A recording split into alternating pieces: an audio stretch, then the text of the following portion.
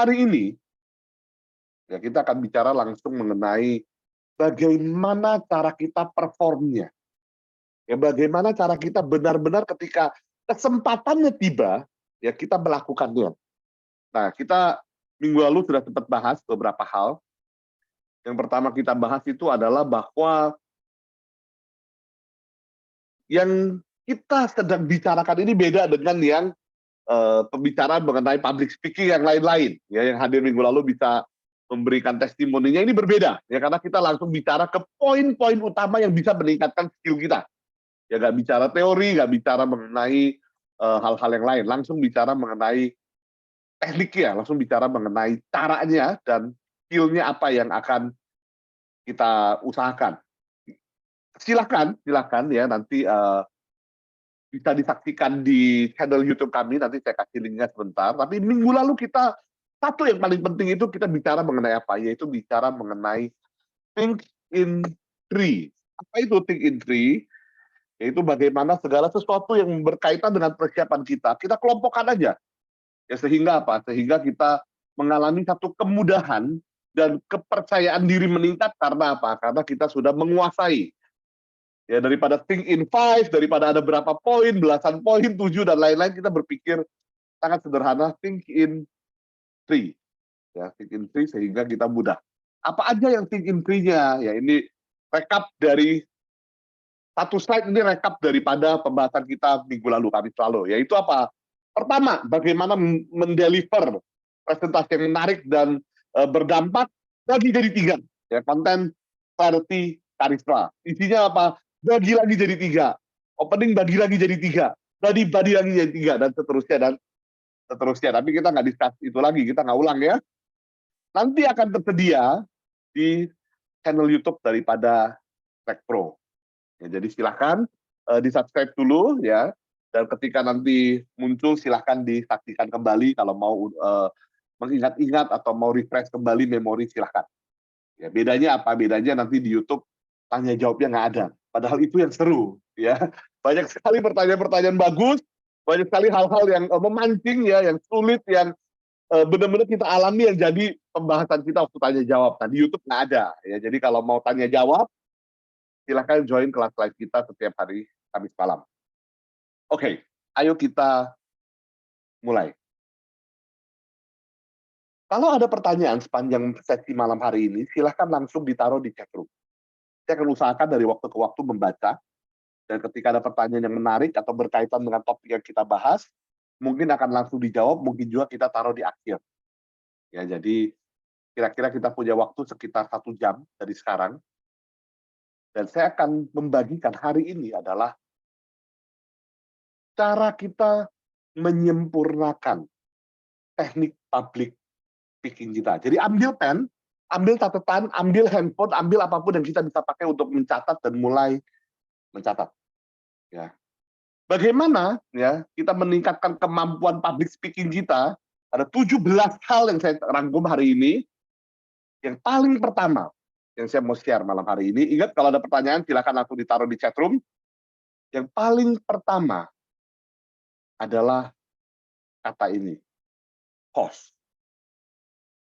Ingat, yang malam ini yang akan jadi fokus kita adalah hal yang benar-benar kita lakukan.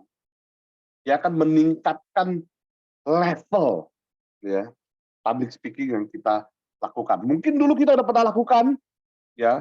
Dari 17 poin malam hari ini silahkan ditambahin, bisa praktekin 3, bisa praktekin 5, bisa praktekin 10. Luar biasa, pasti persepsi orang akan public speaking kita meningkat. Yang pertama itu pause. Pause itu bicara mengenai apa? Pause itu bicara mengenai stop talking, berhenti berbicara. Kapan kita berhenti berbicara? Yang pertama adalah yang saya mau sampaikan adalah yang paling pertama, yang paling penting, jangan mulai berbicara sebelum kita siap. Nah, ini sesuatu yang banyak orang merasa ada satu tuntutan pada dia begitu maju ke depan, begitu maju ke tempat panggung dia berbicara, begitu maju ke podium, orang sudah harus langsung mulai bicara. Sehingga apa? Sehingga dia belum siap, dia sudah mulai berbicara. Nah, itu yang pertama. Ya, jangan berbicara sebelum siap. Ketika kita maju ke depan, ketika kita diberikan mic, ketika kita di-ask to unmute, kalau kita lewat Zoom gitu ya, atau lewat video conference yang lainnya, kita tidak perlu harus langsung mengatakan sesuatu. Nggak apa-apa. Maju ke depan, persiapkan diri kita, ya kita perlu apa? Rapikan catatan kita, lakukan itu dulu. Nggak perlu menyapa bahkan. Kita perlu taruh handphone kita supaya kita bisa lihat kontekan kita misalnya, lakukan itu terlebih dahulu. Kita perlu make sure mic-nya tingginya sesuai dengan tinggi badan kita, lakukan itu terlebih dahulu. Sebelum mulai, selalu pause terlebih dahulu. Pause, berikan senyuman yang penuh percaya diri, baru mulai berbicara. Ya. Ketika kita berada di depan panggung, ya silahkan langsung dipraktekkan hal ini. Dan kita mengambil 2 detik aja untuk pause, itu akan memberikan satu rasa tenang kepada diri kita. Ya, jadi yang paling pertama bagaimana meningkatkan level public speaking kita, ingat kata ini, pause. Ya. 2-3 detik sebelum kita mulai berbicara. Jangan mulai berbicara sebelum kita siap. Pause juga ya pada akhirnya sangat menarik. Pause juga pada akhirnya akan membawa perhatian semua orang langsung kepada kita. Jadi bayangkan ya, ini kita mulai membayangkan satu kejadian di mana seseorang maju di depan kita. Ya, kita sudah melihat di ujung mata kita bahwa ada yang maju ke depan di panggung, dan kita sudah berharap bahwa dia akan mengatakan sesuatu, lalu dia dengan tenang ya membereskan naskahnya, lalu berbicara, lalu melihat ke arah kita dan tersenyum. Kita secara alam bawah sadar itu audiens itu juga akan tertarik, ya juga akan tertarik arahnya ke arah apa? Ke arah orang yang sudah hadir tapi belum bicara itu. Jadi pause itu sangat penting. Ya. Apalagi kalau ruangannya agak sedikit berisik. Nah ini menarik ya. Seringkali ketika kita maju untuk presentasi, orang lain sudah mengerjakan hal-hal yang lain. Ya mungkin di ruang kelas gitu atau di meeting room di kantor, mungkin ketika kita masuk ke dalam ruangan giliran kita presentasi, mereka mungkin masih diskusi sesuatu. Dan kalau kita mulai bicara, mereka akan terus diskusi. Sangat menarik. Tapi ketika kita pause, ketika kita stop dan tidak bicara, justru secara otomatis orang akan mulai satu persatu mengarahkan perhatiannya ke arah kita. Ya, itu juga sesuatu hal yang sangat-sangat powerful. Sama seperti kalau kita sedang di tengah-tengah pembicaraan, ya, kita lagi mendiskusikan sesuatu, kita lagi menjelaskan sesuatu, lalu tiba-tiba ada orang-orang yang mulai berbicara sendiri. Salah satu cara deal dengan mereka adalah apa? Adalah berhenti berbicara. Ruangan akan langsung melihat kenapa dia berhenti bicara. Ya, jadi menarik perhatian orang, kita pikir dengan kata-kata kita pikir dengan ucapan kita, betul. Tapi dengan tidak bicara itu juga memberikan satu dampak yang sangat kuat untuk orang yang mendengarkan kita. Jadi mulai hari ini ketika kita ada kesempatan bicara di depan umum, jangan lupa untuk pause. Jangan lupa dari poin ke poin juga kita berikan pause beberapa detik. Supaya orang bisa mencerna, lalu bisa mengikuti poin berikutnya.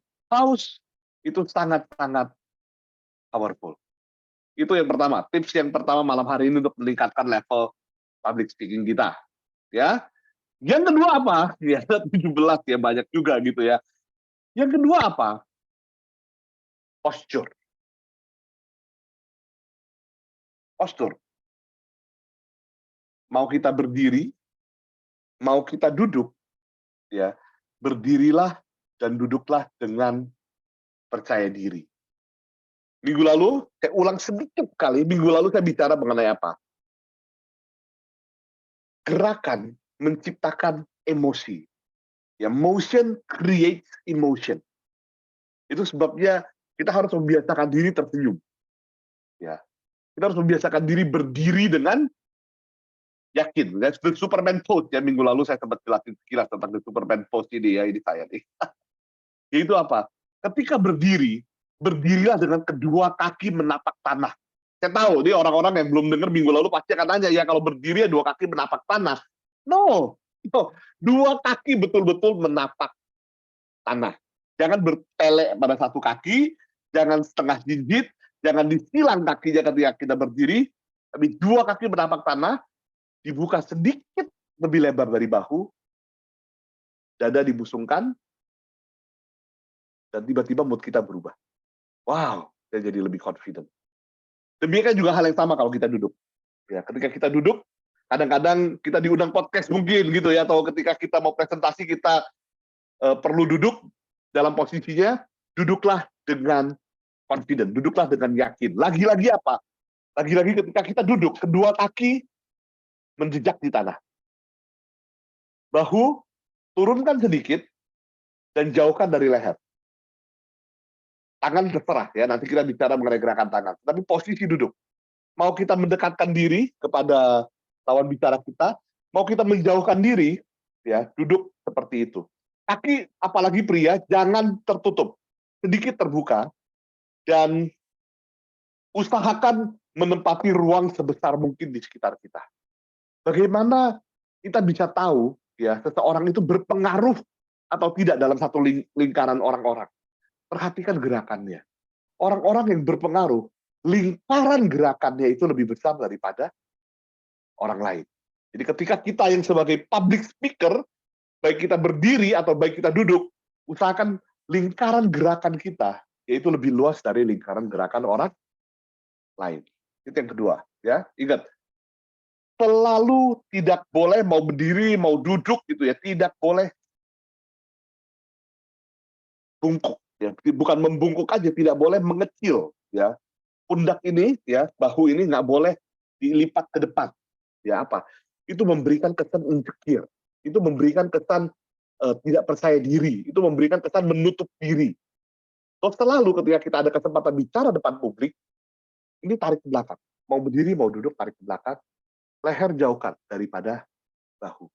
Dan kita akan terlihat dan merasa jauh lebih percaya diri. Lakukan hal itu, apalagi kalau kedua kaki kita benar-benar merasakan jejakan di tanah. Otomatis, itu udah sangat otomatis sekali, kepercayaan diri kita pun akan meningkat. Ya, seolah-olah kita bisa menghadapi apapun yang ada di depan kita. Menarik ya? Menarik ya? 2 tips, yang baru 2, dan orang-orang sudah sering kali nggak melakukan hal ini. Gitu. Ya, orang sering kali begitu kesempatan presentasi, secepat mungkin dan sebanyak mungkin bicara lupa pause. It's real. Begitu presentasi orang mulai berdiri terlalu enak, mulai bertele di satu kaki, lalu tiba-tiba dia merasa percaya dirinya menurun, begitu. Itu kesalahan yang sering terjadi. Ya, pause, berdiri dan duduk dengan penuh keyakinan. Silahkan kalau ada pertanyaan ditaruh di chat room ya. Yang ketiga,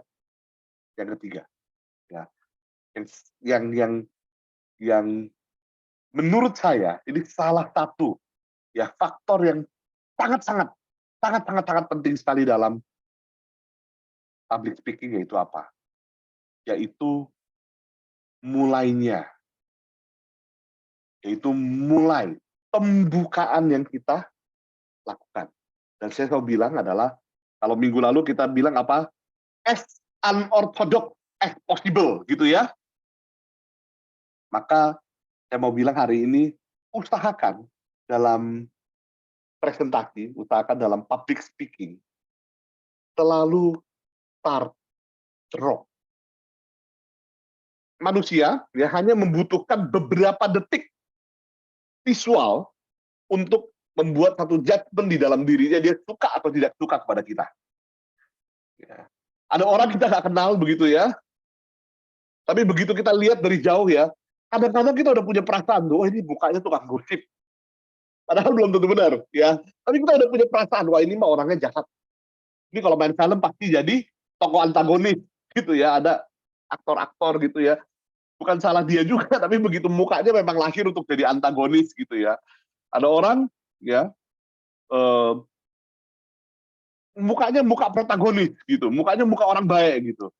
Ya, nggak bisa jadi orang jahat ya, ada aja gitu. Jadi orang lain hanya butuh beberapa detik untuk mengenal diri kita, untuk membuat persepsi ya dan kesimpulan tentang diri kita. Karena itu beberapa detik di awal itu sangat vital. Start strong. Gimana caranya? Ngomong kan enak ya. Ada banyak sekali cara kita bisa start strong, banyak sekali. Saya akan share satu dua, mungkin tiga lah ya, karena think in three ya. Coba saya share satu dua tiga cara ya. Yang pertama apa? Ya, yang pertama bagaimana cara kita bisa mulai presentasi dengan sangat kuat gitu. Salah satu yang menarik ya adalah dengan kita melakukan knowledge gap ya. Knowledge gap itu apa pula gitu ya. Knowledge gap itu begini ya. Kita memulai presentasi ya dengan mengatakan sesuatu. Saya tulis aja lah kalau ada yang mau tahu ya. Knowledge gap ya. Gap ini adalah apa ya? Gap itu ada selisih gitu ya, tidak gitu. Jadi ketika kita melakukan public speaking, ya ketika kita mau melakukan presentasi mengenai satu hal, pastikan audiens kita tahu bahwa ada manfaat yang akan dia terima dari apa yang dia dengarkan. Jadi ada apa? Ada yang saya saat ini saya tahu, begitu, dan ada yang saat ini kamu belum tahu. Nah, sehingga kamu perhatiin omongan saya. Kira-kira begitu, ya. Termasuk apa? Termasuk misalkan komika gitu ya, stand up comedian gitu. Ketika dia maju gitu ya, orang mengharapkan mendapatkan sesuatu dari dia. Itu yang kita bilang kemarin dengan what's in it for me kan ya, knowledge gap. Jadi mulailah dengan mengatakan sesuatu seperti begini, ya. Ada yang tahu, misalnya gitu ya, ada yang tahu apa 3 poin utama daripada branding.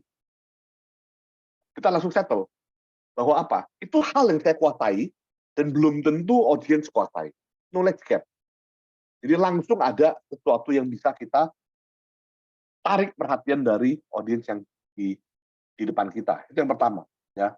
Yang kedua adalah yang kita bisa lakukan di awal untuk memunculkan satu strong beginning gitu ya, satu strong opening itu adalah bisa dengan shocking fact gitu. Itu juga bisa ya. Shocking fact. Misalnya ya, kita mau bicara mengenai satu hal begitu dan kita mulai dengan satu fakta yang mungkin nggak banyak orang tahu begitu. Misalnya apa? Misalnya ya, bapak-bapak, ibu-ibu atau sobat kalian, tahukah bahwa ubur-ubur itu bisa hidup selamanya? Misalnya gitu ya, dan orang nggak tahu hal itu, gitu kan? Ketika orang nggak tahu, mereka jadi tertarik. Oke, saya nggak tahu. Tapi kalaupun saya tahu apa hubungannya nih dengan apa yang kamu mau sampaikan? Nah itu, start strong. Bisa dengan knowledge gap, bisa dengan shocking fact.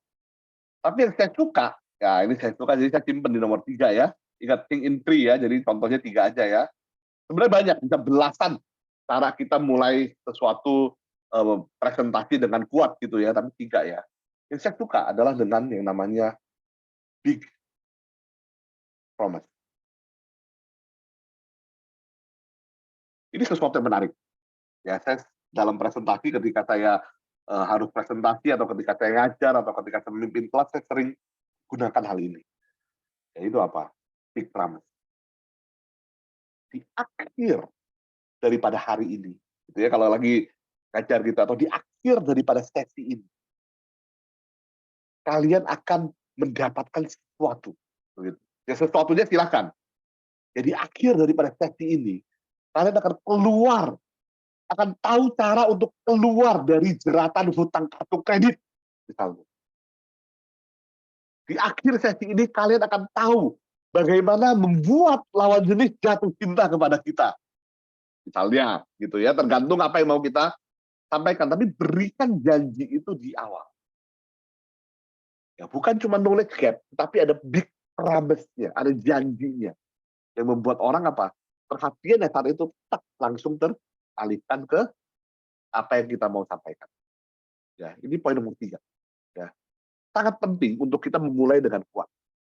Maka tadi saya juga mulai sengaja memang ya, dengan menyebutkan apa? Dengan menyebutkan banyak sekali tipsnya malam ini ada 17 gitu ya. Kalau mau diterusin bisa lebih daripada itu, cuma saya siapin yang bisa di-share dalam 1 jam dulu aja ya. Ketiga itu start strong. Apalagi yang kita perlu lakukan gitu, yang bisa langsung kita lakukan ketika kita melakukan presentasi supaya level presentasi kita naik. Jangan mudah minta maaf. Bangsa Indonesia, bangsa yang sangat sopan. Bangsa Indonesia, bangsa yang sangat tepo seliru, tegang rasa. Bangsa Indonesia, bangsa yang sangat menjunjung tinggi apa namanya, perasaan orang lain gitu. Sehingga saya sering sekali melihat dari zaman dulu sampai hari ini, sering sekali melihat apa? Pembicara ketika pembicara mulai dengan kata maaf. Gak percaya? Satu. karena dia nervous gitu. Sering sekali akan mulai dengan begini. Mohon maaf kalau suara saya agak sedikit batuk ya, gitu.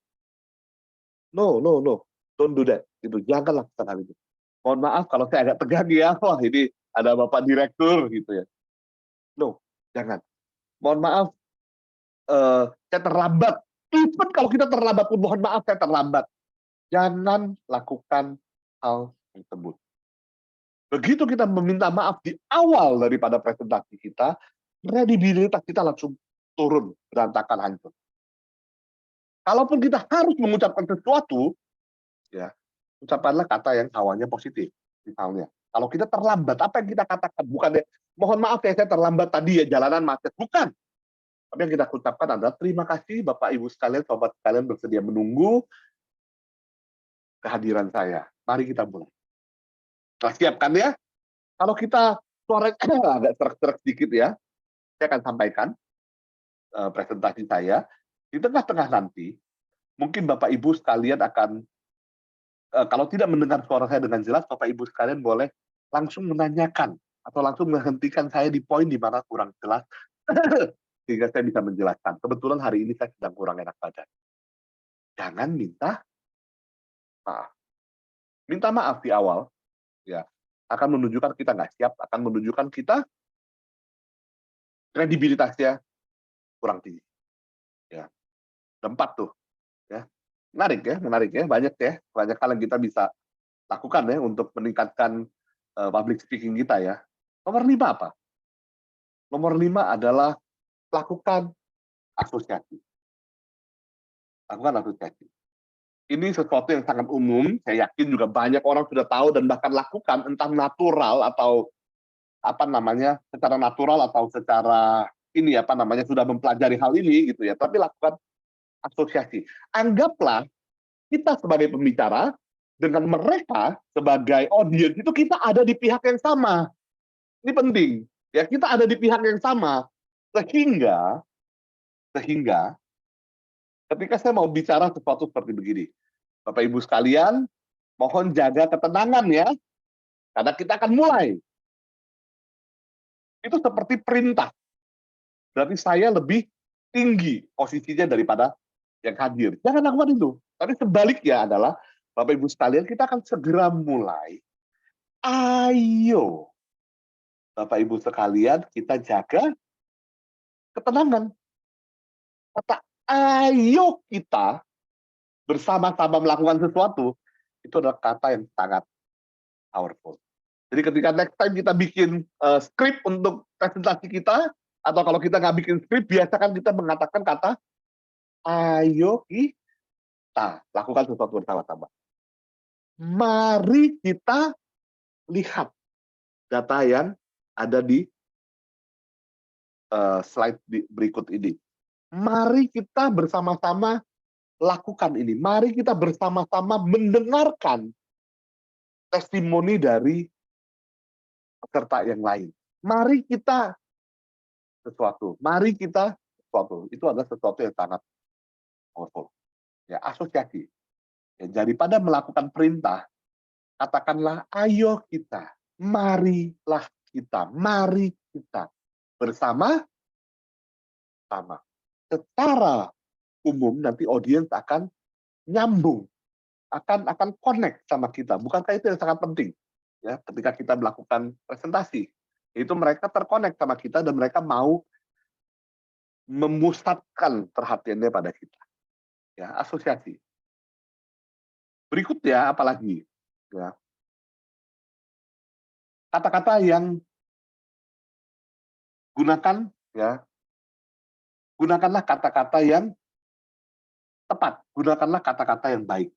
Saya langsung kasih aja 1-2 contoh untuk kata-kata yang harus selalu digunakan dengan baik ya. Adalah apa? Yang pertama, oh ya, think in three. Jadi saya kasih 3 contoh ya, seperti tadi ya. Satu adalah nama. Nama saya Agus. Ya. Agus ini ya adalah nama favorit orang tua generasi X, gitu ya. Jadi pada angkatan saya itu banyak sekali di Indonesia orang yang namanya Agus. Bahkan di setiap perusahaan yang pernah saya bekerja selalu ada orang lain yang namanya Agus. Bahkan ada website-nya perkumpulan yang namanya Agus, dan perkumpulan ini jauh lebih besar daripada orang-orang yang bernama Bambang maupun Budi dan yang lain-lainnya ya. Tetapi kalau sekarang ya nama-namanya udah keren-keren ya gitu ya. Minat terhadap nama Agus mungkin sedikit menurun. Tapi pada angkatan saya nama Agus itu nama favorit. Sehingga perhatikan, kalau saya makan dimanapun itu saya makan gitu, mungkin di restoran Padang kah, di manakah gitu ya. Kalau seseorang memanggil mungkin karyawannya kah atau siapanya gitu ya, Gus, kira-kira apa yang terjadi? Refleks. Ini programnya udah masuk. Saya nggak bisa tolak. Begitu ada suara Gus, refleks saya akan langsung melihat ke arah yang memanggil. Nah itu nama seseorang itu adalah kata yang sangat powerful sekali. Nama seseorang itu sangat powerful. Jadi, let's say kita sedang meeting, ya, dan kita perlu melakukan presentasi. Orang-orang yang ada di depan kita, kita kenal. 1 orang kah, 3 orang kah, 5 orang kah, atau lebih. Usahakan, biasakan menyebut nama mereka. Betul begitu Pak Bambang? Nah, misalnya. Itu ya. Jadi selalu gunakan nama sedapat mungkin. Kalau memang di forum publik dan kita nggak kenal siapa-siapa, ya nggak perlu dipaksakan gitu ya. Tetapi kalau ada yang kita kenal, gitu ya, itu akan bisa membangun raport yang sangat baik antara pembicara dengan audiens. Ini yang pertama. Yang kedua apa? Yang kedua adalah kata-kata yang sifatnya visual, ya, seperti bayangkan, ya, seperti lihat. Gunakan kata-kata yang mengajak orang bersama-sama membayangkan atau memvisualisasikan sesuatu. Ya, jadi biar cepat begitu. Itu yang kedua adalah kata-kata yang visual ya, bayangkan, lihat, coba dengarkan gitu ya. Kata-kata yang mengajak orang untuk berimajinasi. Dan satu lagi ya, untuk contohnya banyak, tapi saya kasih 3 contoh adalah kata-kata yang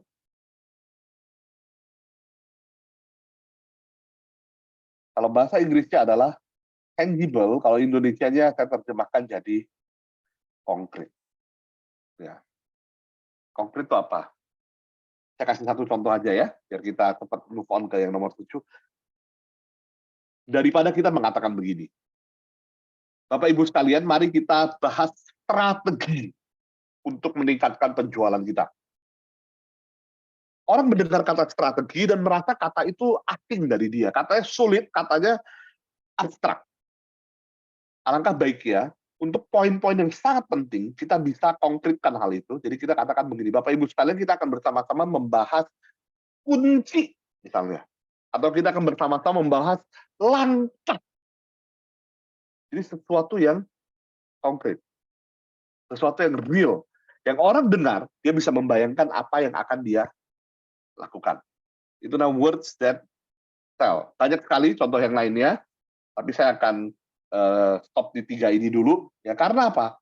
Karena ada kata-kata yang harus kita hindari juga. Kata-kata yang lemah. Ya, kata-kata yang lemah itu apa? Ya, kata-kata yang lemah itu salah satu contohnya tadi di awal sudah sempat saya bilang. Ya, kata maaf. Maaf itu kata yang sangat-sangat mulia, saya tahu, begitu ya. Tapi dalam public speaking itu akan memberikan persepsi kita menggunakan kata yang lemah. Aduh, itu kata yang lemah. Kadang-kadang kita nggak sadar ketika kita mengucapkan sesuatu, aduh. Kecuali kalau kita sudah expert banget, begitu kita bilang aduh, orang akan langsung aduh pula, waduh, pembicara aja kok aduh. Ya, hindari kata-kata yang memberikan konotasi yang negatif seperti itu. Coba, kecuali kalau diikuti dengan satu ajakan gitu ya. Coba ya, gitu. Itu kata yang lemah. Tapi coba kita lakukan ya, itu kata yang jauh lebih kuat daripada coba ya. Jadi hindari kata-kata yang lemah, sebaliknya pakailah kata-kata yang kuat. Nama orang, kata-kata yang visualisasikan, kata-kata yang konkret gitu ya, dan seterusnya. Wah, waktu cepat sekali berlalu. Ayo kita lanjut. Nomor 8. Humor adalah bahasa yang universal. Ya, saya nggak perlu jelaskan hal ini. Usahakan, ya usahakan bahwa dalam setiap presentasi kita untuk menarik perhatian, ya kita bisa selipkan humor. Gitu ya, kita bisa selipkan sedikit yang menghibur, baik itu lewat kata-kata ataupun lewat slide yang kita tampilkan atau lewat cerita begitu ya. Kalau yang minggu lalu ikut, sempat di tengah-tengah tiba-tiba ada wajahnya Kasino begitu. Kenapa dia muncul di situ begitu kan? Itu humor, ya sedikit humor. Jadi saya nggak jelasin kalau humor karena kita udah tahu betapa efektif dan betapa pentingnya humor. Seringkali kita nggak lakukan aja. Gitu. Nomor 9. Nah ini mulai penting nih. Ini mulai berlanjut ke hal yang sangat penting. Gerakan. Apalagi kalau kita ada di atas panggung. Terkadang kita bisa bergerak di atas panggung, terkadang kita nggak bisa. Kalau kita nggak bisa, ya udah drop it, nggak perlu dipaksakan. Dari mana kita tahu kita bisa bergerak atau kita nggak bergerak? Ya itu bisa tanya kepada panitia, penyelenggara, situasi dan lain-lain, gitu ya. Ada beberapa patokan yang kita bisa ambil, tetapi saya nggak bahas itu hari ini. Saya bicara kalau kita bisa bergerak, apa yang harus kita lakukan? Ya, saya dengan sederhana bagi jadi 2. Ya, gerakan itu ada yang dari horizontal, kiri ke kanan ke kiri, ya. Dan ada gerakan maju mundur, vertikal, ya. Horizontal kiri kanan kiri, vertikal. Saya mulai dari yang gerakan horizontal ya, kiri kanan kiri. Kalau kita mau bergerak, ya. Coba saya pengen tahu ya, coba ya. Ada yang mungkin mau tulis di chatroom. Baiknya kita gerak dari kiri ke kanan dulu atau kanan ke kiri dulu ya. Mungkin ada yang mau tulis di chatroom, ya tapi saya mungkin nggak tunggu terlalu lama ya karena waktu kita ya. Ketika kita tiba di saat kita melakukan presentasi, ya dan kita mau bergerak, ya usahakan bergerak dari, oke ini udah pada jawab, 7 ya. Kirinya siapa, kanannya siapa? Pertanyaannya itu. Ya. Usahakan bergerak dari kirinya audiens ke kanannya audiens.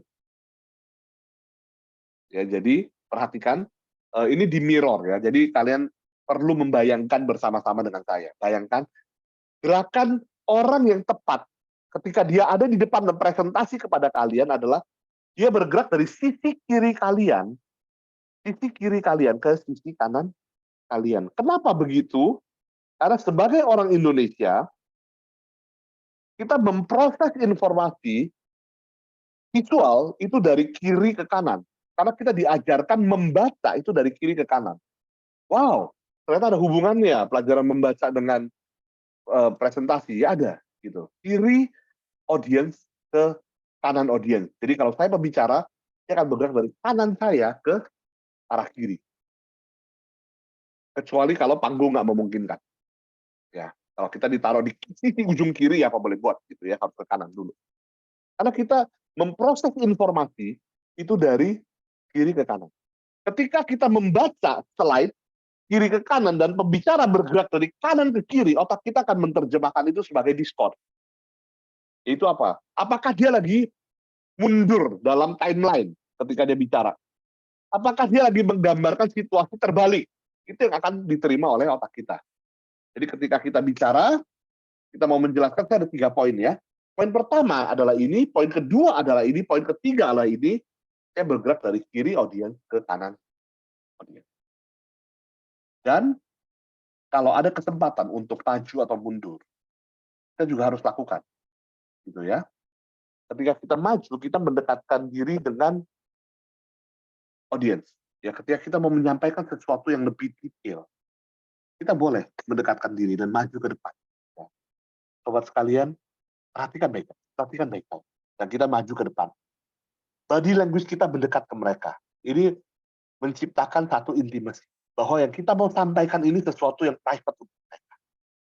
Setelah itu kita bisa mundur. Ya. Jadi begitu ceritanya. Gitu. Nah, kita mundur, itu memberikan kesempatan audiens merasakan bahwa kita menyelesaikan. Jadi perhatikan. Ya, kita bisa gerak, maju mundur, dan kiri ke kanan. Ketika kita mau mendalami satu poin, kita body language yang mendekatkan diri kepada audiens. Dan ketika kita sebaliknya kembali ke gambaran besar, kita mundur. Ini psikologi audiens secara otomatis akan terpengaruh. Gitu. Jangan mondar-mandir tanpa tujuan. Itu satu hal saya katakan. Jangan pernah mondar-mandir tanpa tujuan. Itu kelihatan seperti orang bingung. Ketika kita bergerak, bergeraklah dengan pasti. Kalau saya mau menyampaikan 3 poin, bergerak kanan, tengah, kiri. Di setiap titik saya menjelaskan poin utamanya, saya berhenti. Kalau saya maju, mundur, itu juga pada poin-poin daripada penjelasan yang saya lakukan. Gitu ya, Sobat SC ya. Tahu-tahu udah 10 nih. Ya. Eye contact. Ya tentu ya, eye contact ini selalu jadi momok gitu ya, karena kita deg-degan juga kan. Udah gitu liatin orang gitu ya. Waduh, kok gemeteran gitu ya. Minggu lalu yang tanya, boleh nggak kita anggap mereka jadi batu aja gitu ya. Ya, di awal-awal boleh. Jadi awal boleh. Tapi jangan jadi kebiasaan. Bagaimana cara melakukan eye contact yang baik? Ya. 1, lakukan kepada seluruh ruangan. Ya. Kalau ruangannya besar, bagilah ruangannya jadi 5. Kalau ruangannya kecil, bagilah ruangannya jadi 3. Atau lebih kecil lagi, bagilah ruangan jadi 2. Jadi kalau ruangan yang mungkin diisi oleh 20 orang, ya secara otomatis saya akan membagi menjadi kiri dan kanan. Dan yang akan saya lakukan adalah, saya akan melihat dari kiri ke kanan, kemudian saya akan lock mata saya dengan satu orang, ya cukup 2-3 detik, lalu saya akan melihat lagi ke tempat lain. Scan, stop, scan, stop, scan, stop. Lalu lihat ke tempat lain, lihat keluar, lihat ke atas, lihat ke kertas saya, lihat ke jam dan lain-lain. Ya, eye contact di-maintain kira-kira 60-70% cukup. Kalau terlalu fokus eye contact juga, ya juga bukan satu hal yang baik gitu ya. Jadi scan stop. Kalau ruangannya gede sekali, dan ruangannya besar sekali, maka saya akan membiasakan diri untuk scanning. Lihat ke kiri, dan saya putar sampai ke kanan, lalu stop. Dan mungkin saya akan putar lagi ke tengah, lalu stop. Lalu saya akan putar sedikit ke kanan, atau sedikit ke kiri, lalu stop. Ya, eye contact. Bagi ruangan, menurut besaran yang kita lihat, scan stop, scan stop. Jangan terlalu lama melihat ke satu titik. Kalau terlalu lama melihat ke satu titik, yang ada di sisi lain daripada ruangan akan merasakan diabaikan, gitu ya. Ingat, namanya public speaking. Ya, jadi penting sekali kita speaking sama seseorang. Ya, jadi itu penting. Yang namanya public speaking, public itulah yang harus dengar. Karena itu eye contact sangat penting sekali. Saya lanjutin. Ya, silahkan kalau ada pertanyaan dikumpulin dulu ya. Bagaimana kalau lupa? Bagaimana kalau lagi tengah-tengah, ini selalu muncul pertanyaan nih. Selalu, setiap kelas. Bagaimana kalau tengah-tengah saya lagi menjelaskan sesuatu, tiba-tiba saya lupa. Terdistract oleh sesuatu, lalu saya nggak ingat. Telah, kawan. Terus saya jadi gemetar. Aduh, gimana ya? Jadi panik. Lihat slide-nya. Waduh, nggak tahu slide-nya udah di mana. Gitu. Jangan panik. Ya. Dan kita bisa lakukan yang paling mudah dulu. Ingat, public speaking. Kita bicara dengan seseorang. Kalau kita lagi tengah-tengah presentasi, dan kita terdistract, atau tiba-tiba kita blank, yang paling simple yang kita bisa lakukan adalah tanya kepada audience. Tadi kita sampai pembicaraannya sampai mana ya? Tadi poin terakhir saya apa ya? It's okay untuk bertanya seperti itu. Ya, jadi tips nomor 11 adalah jangan takut lupa. Kalaupun lupa, hal paling mudah pertama yang kita bisa lakukan adalah apa? Bisa tanyakan kepada audiens. Pak, atau tunjukkannya satu orang yang paling depan untuk untuk engagement sekalian. Pak, tadi Bapak ingat poin terakhir yang saya sampaikan apa? Ah, dia kata, tadi Bapak ngomong terakhir sampai nomor 11, kalau lupa gimana? Nah, kita langsung jadi ingat. Cara lain bagaimana? Nomor 12. Ya. Biasakan punya yang namanya resting place sama resting position. Ya, resting pose dan resting position ini harus dibikin dan harus dicari. Saya kasih contoh yang paling sederhana dan paling gampang itu adalah perhatikan. Kalau kita nonton stand-up comedy, ya, seringkali mereka punya ini nih, bangku kah atau meja kah, ya, tempat di mana mereka taruh botol minum mereka. Itu namanya resting position mereka. Sehingga ketika mereka lagi cerita gitu ya, lagi public speaking di sini gitu, dan tengah-tengah mereka berasa perlu ambil nafas, mereka perlu siapin jokes berikutnya atau topik berikutnya, mereka perhatikan, ya, mereka akan geser ke sini, lalu melakukan satu tindakan, apakah itu minum atau apakah itu berpikir sejenak. Nah, itu adalah resting position mereka. Satu lagi adalah resting pose. Cari satu gerakan yang nyaman untuk kita lakukan, ya, yang membuat kita merasa tenang dan kita bisa berpikir dalam posisi itu. Contoh yang paling sederhana adalah ini. Ini, lihat layar, baik ke atas, ya, maupun ke depan. Karena di layar kan ke depan kan ya, bisa juga ke atas. Ya, kalau saya ngajar, resting pose saya biasanya adalah kedua tangan saya akan taruh depan perut, gitu. Kalau saya kasih lihat ya di saya, kalau saya lagi mengajar, ya, saya biasa akan lakukan hal ini gitu, di tengah. Nah, ini memudahkan saya untuk berpikir, dan karena saya sudah lakukan berulang-ulang, audiens yang melihat itu tahu ketika saya melakukan hal tersebut, berarti saya lagi mempersiapkan diri untuk topik berikutnya atau poin berikutnya. Gitu. Jadi sangat menarik ya. Cari resting pose kita, cari resting position kita, dan biasanya, mudahnya itu akan melibatkan sentuhan. Maksudnya apa Pak Agus sentuhan? Maksudnya gini tadi saya bilang, ini ujung jari bertemu dengan ujung jari lain. Ini bisa jadi. Atau begini, ya, ini sentuhan nih. Ada bagian yang menyentuh. Karena ketika kulit kita bersentuhan, ya itu akan merangsang sinapsis namanya, ya sinapsis. Ya kita akan ada rangsangan-rangsangan tertentu yang memungkinkan kita untuk memfokuskan diri, perhatikan pada diri kita. Kita juga bisa pakai benda, misalkan koin kah di dalam kantong atau yang lain-lainnya. Tapi paling mudah adalah dengan menyentuh anggota tubuh sendiri. Contoh yang saya tadi lakukan begini, atau begini, atau begini, atau yang lainnya. Ya, resting pose, resting position. gesture. Ya. 13 nih, udah 13 nih ya. Mudah-mudahan pas selesai nih. Gesture. Jangan lupa bergerak.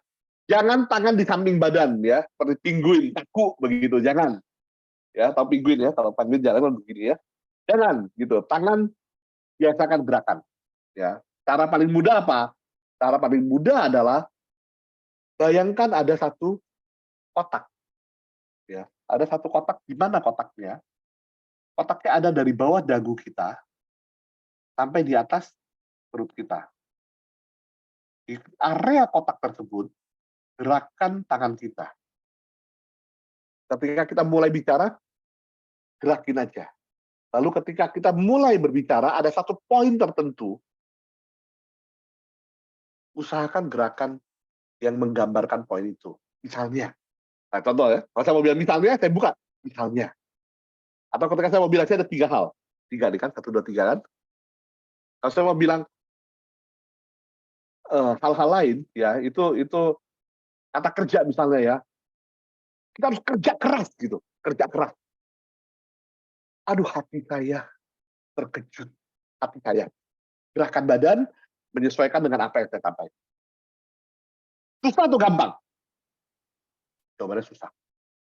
Tapi saya kasih satu rahasia. Kenapa susah? Karena kita nggak punya perbendaharaan gerakan. Itu yang nggak pernah diajarin. Anak kecil ngomong sama orang dewasa susah. Kenapa? Karena perbendaharaan kata-kata mereka sedikit. Sehingga akhirnya apa? Dia cuma bilang gede-gede gerak gitu, misalnya mobil. Dia belum tahu. Tapi lalu diajarin ada kata yang menggambarkan hal tersebut. Tangan juga begitu, gerakan kita juga begitu. Karena kita nggak pernah bicara menggunakan tangan, perbendaharaan gerakan kita sedikit. Sedikit ini sedikit nih. Sedikit. Cukup kali. Gitu kan ya? Karena kita jarang pakai. Tapi ketika kita mulai pakai, lama-lama akan bertambah. Bertambah kan? Saya mulai bergerak sambil bercerita kan? Dan saya menceritakan sesuatu ini bergerak nih. Ini bergerak. Karena kita jarang pakai. Sehingga perbendaharaan gerakan tangan kita sedikit. Kalau kita sering pakai, sering. Ya, perbendaharaan gerakan tangan kita akan bertambah sama dengan kata-kata kita. Jadi, oh ternyata ini juga harus ada vocabulary-nya ya, harus pelajari, cari, ya, dan mulai dengan menyesuaikan ucapan dengan gerakan. 14. Jangan lupa untuk bercerita. Ya, jangan lupa untuk bercerita.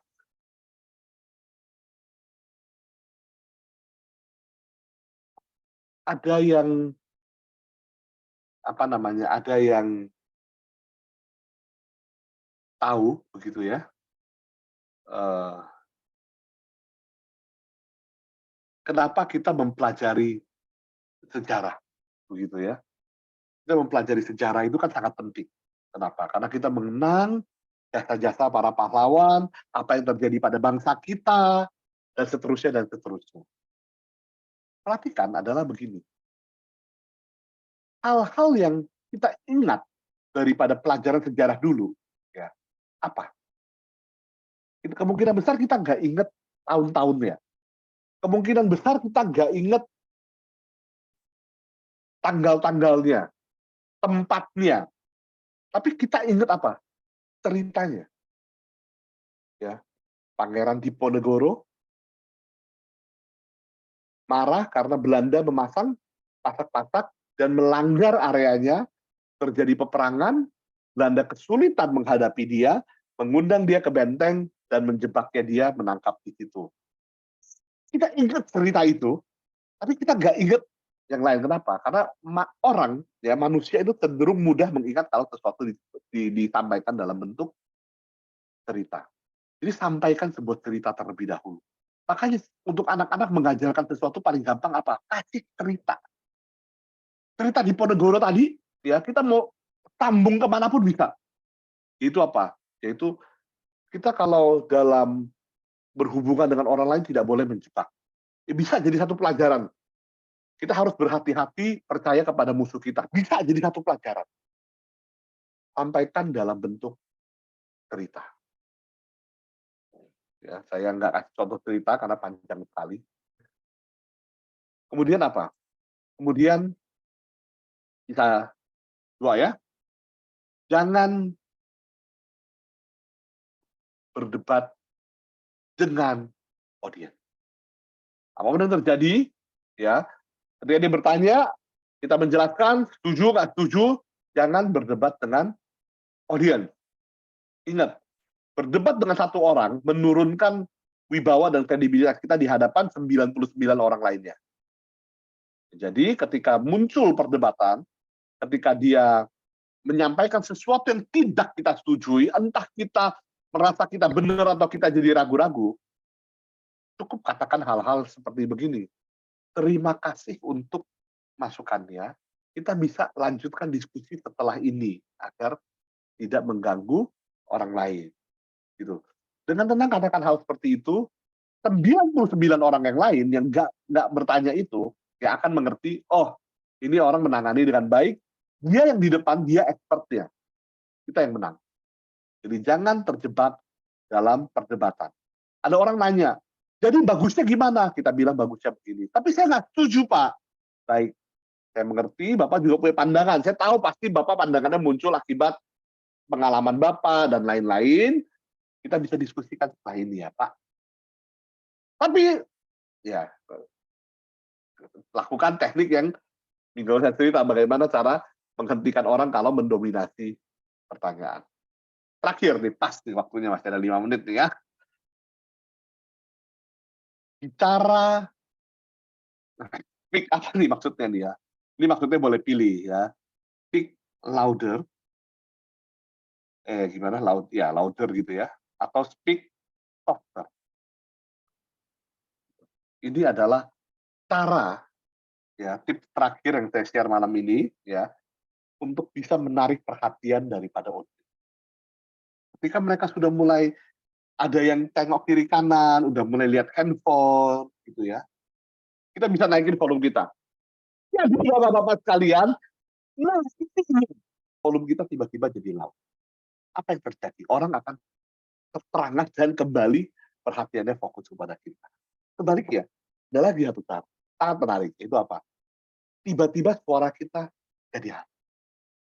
Jadi, bapak-bapak, satu hal yang sangat penting sekali untuk bapak-bapak dan ibu-ibu malam hari ini, ketika suaranya mengecil, tiba-tiba orang akan memerlukan ekstra usaha untuk mendengarkan apa yang kita sampaikan. Jadi, perhatian mereka otomatis akan kembali lagi tertarik kepada kita sebagai pembicara. Ya, jadi, ini tips yang hampir pasti ya tidak akan bisa didapatkan kalau bukan dari praktisi yang memang berpengalaman dan sehari-hari itu menghidupi hal ini. Ya, itu sebabnya saya percaya materi ini akan sangat jarang ditemui kalau kita ikut pelatihan public speaking biasa yang banyak teorinya. Jadi ambil, saya yakin sudah mencatat, kalian tadi saya minta mencatat di awal, ambil dan terapkan, jadikan satu kebiasaan untuk kita lakukan di dalam public speaking kita. Ya, saya